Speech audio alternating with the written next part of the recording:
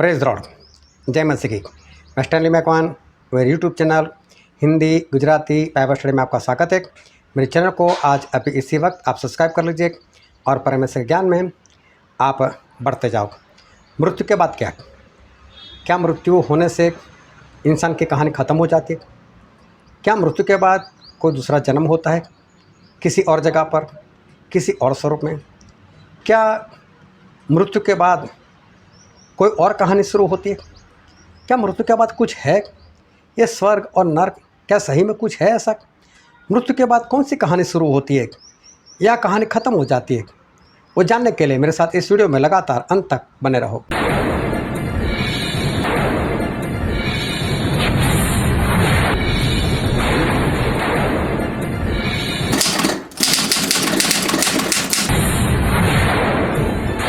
एक भाई साहब थे, उसका नाम था अर्जुन, और वो गांव में रहने वाला व्यक्ति था, लेकिन पढ़ने में अच्छा था, होशियार था, और वो चाहता था कि मैं अपने माता पिता का भला करूं। थोड़ी सी ज़मीन थी, लेकिन उससे गुजारा नहीं हो सकता था। इसलिए भाई साहब ने सोचा कि मैं यहाँ से बाहर जाऊँगा, मैं किसी शहर में जाऊँगा और वहाँ बड़ी कॉलेज में मैं पढ़ता हूँ, अच्छी पढ़ाई करता हूँ, ग्रेजुएट होता हूँ, और पढ़ाई करने के बाद मैं अच्छी जॉब करूँगा, और अच्छी जॉब कर मैं मेरे माता पिता का ख्याल रखूँगा, उनको अच्छे घर में रखूँगा। सोच अच्छी थी, लेकिन प्रॉब्लम ये था कि शहर में पढ़ने के लिए हॉस्टल का खर्च, कॉलेज का खर्च, वो सब इसके पास नहीं था, ना इनके माता पिता के पास था। तो इसने देखा कि माता पिता के पास कुछ ज़मीन है, तो सोचा ज़मीन गिरवी रख देते, जो पैसा आएगा उसमें पढ़ाई कर लूँगा। पढ़ाई करने के बाद अच्छी जॉब मिलने वाली, जब जॉब मिलेगी तो ये सारे पैसे मैं चुका दूँगा और ये सारा कर्ज मैं हटा दूँगा और ज़मीन छुड़वा दूँगा और माता पिता का भला करूँगा। सोच अच्छी थी, लड़का भी अच्छा था, माता पिता ने भी सहायता की, बोले चलो ऐसा ही करते हैं। गिरवी रख दी, पैसे लड़के को दे दिए, लड़का चला गया और उसने अच्छी सी कॉलेज में पढ़ाई कर ली। और जब उसका ग्रेजुएशन ख़त्म हुआ उस दिन बहुत खुश था कि चलो आज मैं घर पर जाऊँगा, माता पिता के साथ कुछ दिन रहूँगा, फिर वापस मुझे शहर जाना है, नौकरी को ढूंढना है, कमाई करनी है, ज़मीन को छुड़ाना है। और बहुत खुश था कि आज मेरा रिजल्ट आ चुका है, आज मैं ग्रेजुएट हो गया हूँ, और घर पर जाकर मैं माता पिता को बधाई दूंगा और रिश्तेदार को भी बधाई दूंगा कि देखो मैं कितना आगे बढ़ गया हूँ।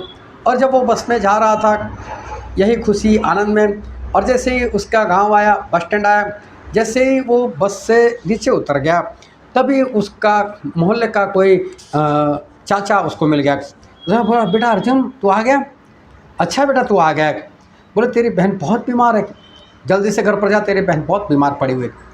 तो इसकी जो खुशी तो चली गई कि अभी तो बस से उतरा ही था और सबसे पहले बुरी खबर, और 5-10 मिनट चला होगा, अभी उसका घर नहीं आया, तभी उसके मोहल्ले का एक और अंकल मिल गया और उसने बताया कि बेटा अर्जुन तू आ गया, अच्छा है तेरी बहन मर गई है, और जल्दी से घर जा उसकी अंतिम क्रिया करनी, तेरी बहन मर गई। लड़का घर पर चला गया, देखा तो सही में उसकी बहन मर गई थी, और मातम घर में छाया हुआ था, सब लोग रो रहे थे, ये भी रोने लग गया। उसकी बहन उसको बहुत पसंद थी, चाहती थी, और वो भी रोने लग गया। अंतिम क्रिया हो गई। अंतिम क्रिया के बाद में ये अकेला बैठा था, सुनसान बैठा था, गम में था, लेकिन उसको उस अंकल की बातें याद आ रही थी, जिस अंकल उसको बोला था तेरी बहन मर गई। तो मर गई मतलब गई कहाँ गई? इसको सवाल हो गया, ये गई कहाँ? तो उसने कुछ लोगों से सवाल कर दिया, बूढ़े लोगों से, कि मेरी बहन मर गई, तो मर गई मतलब कहाँ पर गई, किस जगह पर गई? किसी के पास इसका कोई उत्तर नहीं। बोला अब क्या करूँ? तो बाहर मंदिर था, मंदिर के पुजारी के पास गया, पुजारी जी मेरी बहन मर गई, तो मर गई तो कहाँ गई? उसके पास भी कोई उत्तर नहीं है, मर गई तो कहाँ पर गई मालूम नहीं। मैं सोच में पड़ गया, मैं करूँ तो क्या करूँ, कैसे पता चलेगा? तो फिर वो वहाँ से बाहर निकल गया अपना गांव छोड़कर। अभी वो सारी बातें भूल गया कि मुझे कमाई करनी है, ज़मीन गिरवी रखनी है, उसको छुड़ाना है। उसके दिल में, उसके दिमाग में तो सवाल घर कर गया, मेरी बहन मर गई कहाँ गई, मेरी बहन मर गई कहाँ गई। वो बाहर निकल गया, फिर कभी इधर कभी उधर, कभी ये शहर कभी वो शहर, बड़े बड़े साधु लोगों से मिला, संत लोगों से मिला, और हिमालय तक जाकर आया, वहाँ बहुत लोगों से मिला, सभी से एक ही सवाल, मेरी बहन मर गई कहाँ गई, मेरी बहन मर गई कहाँ गई। कहीं पर किसी के पास कोई उत्तर नहीं। ये सोच में पड़ गया, अभी क्या करूँ, इतना सब कुछ छान मारा, इसका उत्तर ही नहीं मिला। फिर होश में आया, मेरी तो ज़मीन गिरवे पड़ी है, मेरा माता पिता का मैं ही अकेला सहारा हूँ, मैं कौन सी बात में फंस गया, मैं कहाँ बाहर निकल गया। जो छोड़ो, अभी उत्तर नहीं मिलता तो कोई बात नहीं, चलता हूँ वापस घर पर, जॉब करूँगा, माता पिता की भलाई करूँगा। वापस अपने गाँव आने लग गया। बस अपने गाँव से 1-2 गाँव की दूरी पर था और वहाँ से उसको आने तक कोई साधन नहीं मिल रहा था। और तभी एक गांव का कोई था, वो चारा लेकर अपने जो कार्ट होता है उसके ऊपर बैठकर वो जा रहा था और बहुत खुश में था, आनंद में था। इस भाई ने उसको ही हाथ बता दिया, बोले अपने कार्ट के ऊपर बिठा कर ले जाओगे, जो उसकी बैलगाड़ी थी, बोले उस बैलगाड़ी के ऊपर बिठा कर लेकर जाओगे। उसने बोला हाँ, मेरे गांव तक तो मैं छोड़ सकता हूँ। अभी आनंद से कुछ गाना गुनगुना रहा था ये जो बैलगाड़ी वाला था, और वो लोग जा रहे थे। और इतने में ऐसा हुआ कि एक मोड़ आया। जब मोड़ आया तो मुड़ने वाले थे तो सामने से एक और बैलगाड़ी आई, और वो इंसान जो था वो पूरे बैल को मारकर भगा रहा था, और बैल बहुत ज़ोरों से आ रहे थे, और इतने ज़ोरों से आए और हल्का से इनके साथ टकरा गए। इस बैलगाड़ी का थोड़ा नुकसान भी हो गया, और फिर भी वो ज़ोरों से आया था, उसका कसूर था, फिर भी वो गालियाँ बोलने लगा इस भाई साहब को, देख कर नहीं चलता, ये नहीं करता, वो नहीं करता, ये वो। ये भाई साहब चुप रहे, भाई साहब कोई बात नहीं, मुझसे क्षमा कर दो, मुझसे माफ़ कर दो। इससे क्षमा मांग ली, और फिर वो आगे बढ़ गया, फिर गाना गुनगुनाने लग गया। वो तो आनंद से आगे बढ़ रहा है, ये लड़का देख रहा है, बोले यार ये क्या, कसूर उसका था, गालियाँ इसने खाई, ये गालियाँ बोल सकता था उसको, और जुर्माना ले सकता था उसके पास से, ये खर्च ले सकता था कि तूने मेरा खर्च करवा दिया, मेरा नुकसान करवा दिया, और इसने तो क्षमा मांग ली, और अभी भी आनंद में है। नुकसान होने के बाद भी तो आनंद में, इतना आनंद इसके पास कहाँ से? बोले इतना आनंद कैसे? बोले मैं जिस परमेश्वर को मानता हूँ परमेश्वर मुझे आनंद देते। बोले अच्छा, परमेश्वर को मानते, कौन है परमेश्वर? और बोले मेरा एक सवाल है, क्या उस सवाल का जवाब दे सकते हो? बोले देख पूछ, होगा तो दूंगा। तो बोलेगा मेरी बहन मर गई, वो कहाँ गई? बोले इतनी सी बात, इतना सा उत्तर? अरे बोले मैं हिमालय तक जाकर आया, किसी के पास कोई उत्तर नहीं। बोले मेरे पास है ना। अगर वो परमेश्वर प्रभु यीशु को मानती थी और मानती होगी तो स्वर्ग में गई होगी, और नहीं मानती थी तो नरक में। सोच में पड़ गया, बोले इतना जल्दी आंसर? बोले क्या? बोला मैं आपके घर में रह सकता हूँ, आप प्रभु यीशु के बारे में मुझे कुछ सिखा सकते हो? तो उसने उसको कुछ घर में 2 दिन रखा और प्रभु यीशु के बारे में कुछ सिखाया। ये भाई सबको पता चला कि प्रभु यीशु सब कुछ है, तो उसने प्रभु यीशु को ग्रहण किया और वो अपने गांव चला गया। वहाँ जाकर अपने मम्मी पापा को बताया। आगे की कहानी कुछ और है, उसको काफ़ी सताया गया, वो सारी बातें मैं करना नहीं चाहता, लेकिन इसका एक सवाल था, मेरी बहन मर गई तो कहाँ गई? बहुत जगह पर ढूंढने के बाद भी उसको वो उत्तर कहीं पर नहीं मिला, और मिला तो एक आम साधारण से विश्वासी के पास से। ये सवाल सबको है, मृत्यु के बाद क्या? मैं आपसे भी कहता हूँ, मृत्यु के बाद क्या? क्या मृत्यु अंतिम है, हमारा अंतिम पड़ाव है? नहीं, मृत्यु के बाद कुछ है। मृत्यु के बाद क्या, ये कोई बड़ा प्रश्न नहीं, ये साधारण सा प्रश्न है, लेकिन बड़ा इसलिए लगता है क्योंकि इसके बारे में लोग नहीं जानते, इसलिए लोगों को ये प्रश्न बड़ा लगता है। एक बार प्रेशर कुकर मैं रिपेयर करवाने के लिए गया था, वो दुकान वाला मेरे साथ बातें करने लग गया, और मालूम नहीं कौन से गुरु की बात करें, मैं इस गुरु को मानता हूँ, इस गुरु के पास जाता हूँ, उसके पास ये ज्ञान है, वो है, ऐसा वैसा, मालूम है आधे घंटे तक बहुत कुछ बोलता रहा, बहुत ज्ञान उसके पास, ये है वो है। फिर मैंने उनको एक बात कही, तब तक मेरा प्रेशर कुकर भी रिपेयर हो गया था। मैं उसको बोला भाई साहब आप मुझे एक सवाल है, उसका उत्तर दे सकते हो? बोला हाँ हाँ मैं उत्तर दे सकता हूँ। मैंने बोला इंसान की आत्मा आती कहाँ से और जाती कहाँ से? तो सोच में पड़ गया। बोले आपने तो पहले ही दिन में एकदम भारी सवाल कर दिया, ऐसे कैसे उत्तर मिलेगा, आपको थोड़ा वेट करना पड़ेगा। मैंने बोला नहीं, मुझे वेट नहीं करना है, मेरे पास तो सवाल का उत्तर है ही, और अगर आप मेरे पास आ जाओ तो मेरे पास जो छोटे छोटे बच्चे हैं ना, वो भी आपको इस प्रश्न का उत्तर दे देगा। बोला अच्छा, बोला आत्मा आती कहाँ से जाती कहाँ? मैंने बोला जो पिता परमेश्वर है, जो सच्चे परमेश्वर है, जिन्होंने इस धरती और आसमान को बनाया, उनके पास से आत्मा आती है और उनके पास ही वापस चली जाती है, और फिर वो उस आत्मा का कामों के अनुसार बदला देते हैं। ये सीधी सिंपल सी बात है। आप मालूम है कौन से गुरु को मानते हो, लेकिन फिर भी आपको इतनी बात नहीं मालूम। गुरु बदल दो, बाइबल, वो संपूर्ण पुस्तक है। कोई भी सवाल ऐसा नहीं जिसका उत्तर आपको बाइबल से ना मिले। सारे सवाल के जवाब बाइबल में है ही है। बाइबल में लिखा है 2 कुरिन्थी उसका 5वां अध्याय वचन 10, क्योंकि अवश्य है कि हम सबका हाल मसीह के न्याय आसन के सामने खुल जाए कि हर एक व्यक्ति अपने अपने भले बुरे कामों का बदला जो उसने देह के द्वारा किए हो पाए। यहाँ पर स्पष्ट लिखा है कि इंसान ने इस देह में रहकर, उसकी आत्मा ने इस देह में रहकर जो भी गलती गुनाह किया है उसका प्रतिफल परमेश्वर के पास है। उसको परमेश्वर के सिंहासन के सामने खड़ा रहना है और परमेश्वर उसको फल देंगे। फल क्या है? 2 ही फल है, अच्छा काम तो स्वर्ग, बुरा काम तो नरक। अब मैं सबसे पहले बताना चाहता हूँ कि ये स्वर्ग कैसा है। तो स्वर्ग जो है वो 3रे आसमान के ऊपर है और स्वर्ग बहुत ही बढ़िया बनाया है। स्वर्ग में परमेश्वर रहते हैं, स्वर्ग में स्वर्गदूत रहते हैं, स्वर्ग में 24 प्राचीन लोग, अगुए लोग रहते हैं और स्वर्ग में वो आत्माएं भी है जो प्रभु यीशु के कारण मर गई है, प्रभु यीशु की गवाही देने के कारण, वचन में चलने के कारण जिनको मार दिया गया, ये सारे लोग वहाँ पर स्वर्ग में है। फिर हनोक और एलिया जो अभी तक मरे नहीं, वो भी स्वर्ग में है। और बाइबल में लिखा है, एक वचन हम पढ़ते हैं अय्यूब का पुस्तक उसका 1 अध्याय वचन 6। एक दिन यहोवा परमेश्वर के पुत्र उसके सामने उपस्थित हुए और उनके बीच शैतान भी आया। परमेश्वर के सामने स्वर्गदूत इकट्ठे हुए। इसका मतलब स्वर्ग में अलग अलग डिपार्टमेंट है। जहाँ पर परमेश्वर रहते हैं वहाँ पर स्वर्गदूत नहीं रहते, वो किसी और कमरे में रहते। मैं कमरा बोलता हूँ लेकिन वहाँ पर मालूम नहीं कितना बड़ा कमरा होगा या कितना बड़ा हॉल होगा। तो स्वर्गदूतों को रहने की एक अलग से जगह है। वो एक बार परमेश्वर के सामने इकट्ठे हुए। फिर अय्यूब उसका 2 अध्याय और 1 वचन पढ़ता हूँ। फिर एक और दिन यहोवा परमेश्वर के पुत्र उसके सामने उपस्थित हुए और उनके बीच शैतान भी उनके सामने उपस्थित हुआ। यहाँ पर फिर से लिखा है कि स्वर्गदूत और परमेश्वर के सामने उपस्थित हुए। मतलब स्वर्ग में एक डिपार्टमेंट है जहाँ पर परमेश्वर रहते हैं, एक डिपार्टमेंट वो है जहाँ पर स्वर्गदूत रहते हैं। फिर एक वचन और पढ़ता हूँ, प्रकाशित वाक्य उसका अध्याय 4 वचन 10। तब 2400 प्राचीन सिंहासन पर बैठने वाले के सामने गिर पड़ेंगे और उसे जो युगानुयुग जीवता है प्रणाम करेंगे और अपने अपने मुकुट सिंहासन के सामने यह कहते हुए डाल देंगे। यहाँ पर जो बात लिखी है उसके अनुसार कि 24 वडील, 24 अगुए प्राचीन लोग जो है उनके पास अपने अपना सिंहासन है और उनके पास अपना मुकुट भी है। वो अपने सिंहासन पर बिंदास से बैठे हुए और साथ में मुकुट भी पहना हुआ है। लेकिन उनके सामने एक सिंहासन और है जो ज़्यादातर खाली रहता है, वो है परमेश्वर का।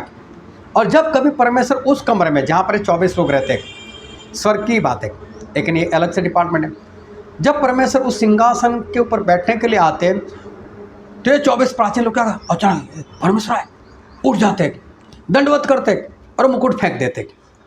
लेकिन हर बार ऐसा नहीं होता। जब परमेश्वर आते तब ऐसा करते, जब परमेश्वर नहीं होते तब तो बिंदास से सिंहासन के ऊपर और अपना मुकुट अपने सर के ऊपर लिए हुए ये लोग बैठते हैं। फिर एक वचन और पढ़ता हूँ, प्रकाशित वाक्य अध्याय 6 वचन 9। और जब उसने 5वीं मोहर खोली तो मैंने वेदी के नीचे उनके प्राणों को देखा जो परमेश्वर के वचन के कारण और गवाही के कारण जो उन्होंने दी थी वध किए गए थे। तो स्वर्ग में एक ऐसी जगह है जहाँ पर वेदी रखी हुई, बहुत बड़ी वेदी होगी और उस वेदी के नीचे वो आत्माएं हैं जो इस धरती पर लोगों ने मार दिए उनको प्रभु यीशु की गवाही देने के कारण और वचन में चलने के कारण। जो सतावट होती है ना, यही लोग, ये आत्मा तो बचाए गए।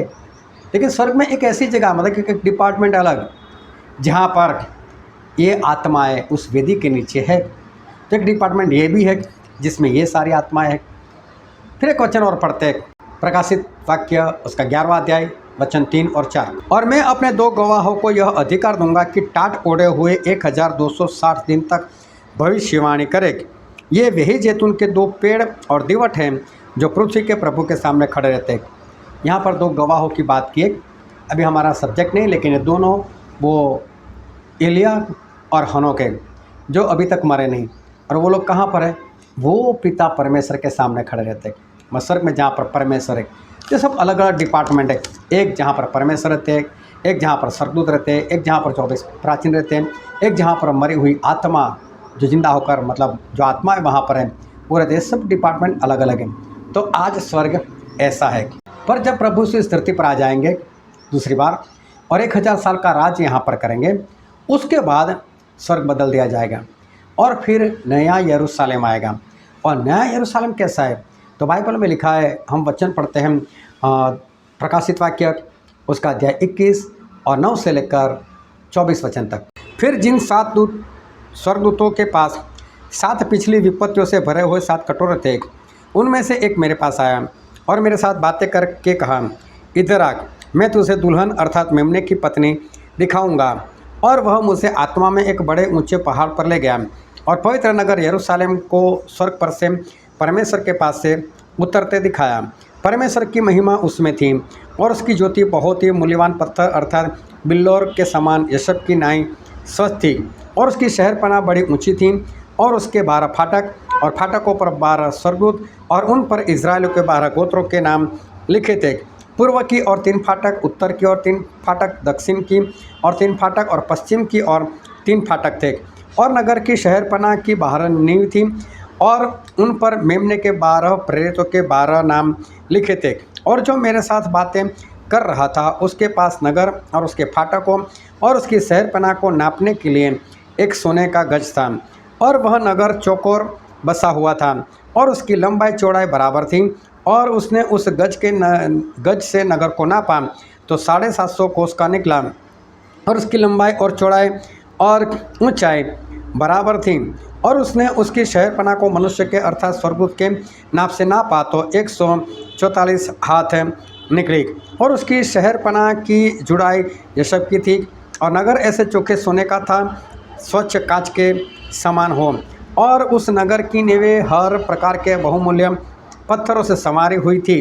पहली नींव यशब की, दूसरी नीलमणि की, तीसरी लालड़ी की, चौथी मरकत की, 5वीं गोमेदक की, 6वीं माणिक्य की, 7वीं पित्तमणि की, 8वीं पेरोज की, 9वीं पुखराज की, 10वीं लहसन्य की, 11वीं धूम्रकांत की और 12वीं याकुत की। और 12 फाटक 12 मोतियों के थे, एक एक फाटक एक एक मोती का बना था। और नगर की सड़क स्वच्छ कांच के समान चोखे सोने की थी। और मैंने उसमें कोई मंदिर न देखा क्योंकि सर्वशक्तिमान प्रभु परमेश्वर और मेमना उसका मंदिर है। और उस नगर में सूर्य और चांद के उजाले का प्रयोजन नहीं क्योंकि परमेश्वर के तेज से उसमें उजाला हो रहा है और मेमना उसका दीपक है। देखो ऐसा है स्वर्ग, उसके रास्ते शुद्ध सोने के कांच की तरह ट्रांसपेरेंट दिखे ऐसा। फिर उसके 12 फाटक है और एक एक जो दरवाज़ा है वो एक एक मोती का बना हुआ है। और वहाँ पर ना सूरज है ना चाँद है लेकिन परमेश्वर का तेज उसमें प्रकाश देता है। तो कितना बढ़िया स्वर्ग है। आज जो स्वर्ग है उससे कई गुना ज़्यादा बढ़कर ये स्वर्ग बनाया गया है जो आने वाले दिनों में आएगा। तो इंसान जो मर जाता है अगर उसके काम अच्छे हो तो स्वर्ग का वारिस होगा और आने वाले दिनों में इस नए यरूशलेम का वारिस। पर जो इंसान मसीह में नहीं था, परमेश्वर की आज्ञाकारी नहीं करता था, वो मरकर नरक में जाएगा। और नरक कैसा है? तो बाइबल में लिखा है मरकुस उसका अध्याय 9 और 43 से 48, यदि तेरा हाथ तुझे ठोकर खिलाए तो उसे काट डाल। टुंडा होकर जीवन में प्रवेश करना तेरे लिए इससे भला है कि 2 हाथ रखते हुए नरक के बीच उस आग में डाला जाए जो कभी बुझने की नहीं, जहाँ उनका कीड़ा नहीं मरता। और यदि तेरा पाँव तुझे ठोकर खिलाए तो उसे काट डाल। लंगड़ा होकर जीवन में प्रवेश करना तेरे लिए इससे भला है कि 2 पाँव रहते हुए नरक में डाला जाए। और यदि तेरी आँख तुझे ठोकर खिलाए तो उसे निकाल डाल।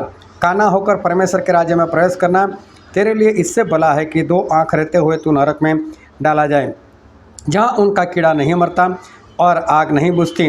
तो नरक ऐसा है, उसकी आग कभी बुझती नहीं, वहाँ पर कीड़े हैं। परमेश्वर बोलते अंधा हो जा, मतलब काना हो जा, टुंडा हो जा, लंगड़ा हो जा, लेकिन स्वर्ग में प्रवेश कर, नरक में जाने जैसा है नहीं। और नरक आज कहाँ पर मालूम? ये धरती का जो गोला है ना, उसके बीचों बीच में ये नरक आया हुआ है, उसके बीच में नरक है।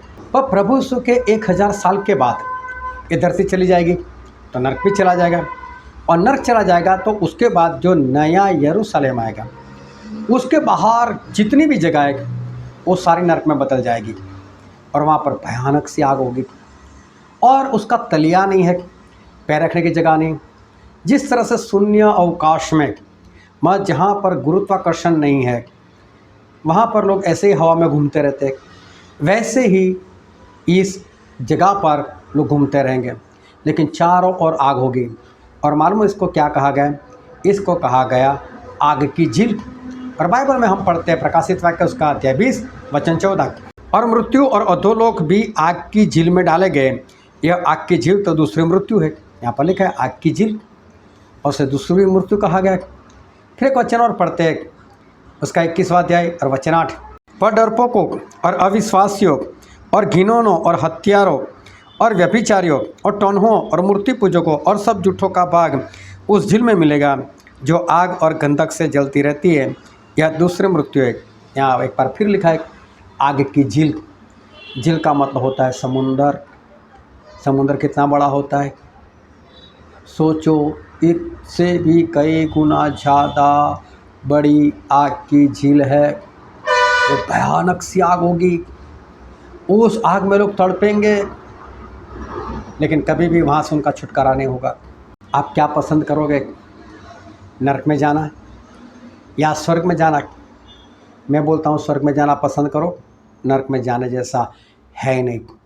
और अगर स्वर्ग में जाना चाहते हो तो उसके लिए आपको एक ही काम करना पड़ेगा, सच्चा बपतिस्मा लेना पड़ेगा।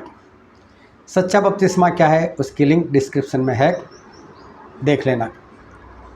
और सच्चा बपतिस्मा लेकर पापों की क्षमा पाकर पवित्र आत्मा पाकर आप स्वर्ग में जा सकते हो।